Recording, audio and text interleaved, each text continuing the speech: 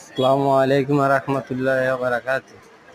হরিগঞ্জ থানা ৪ নং ইউনিয়ন সুদপুর ও বড় এলাকা শাহ বাজারের পাশে চাচা তার ছেলে মিলে ভাতিজাকে দুইজন ভাতিজাকে একজনের গর্দান কেটে দিছে, আরেকজনের পেট কেটে দিছে।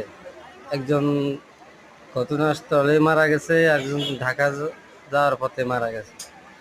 তার বাপে ধরার ধরতে গেছে, তার কান সে তার বাবা ধরতে গিয়ে তার কান কেটে দিয়েছে।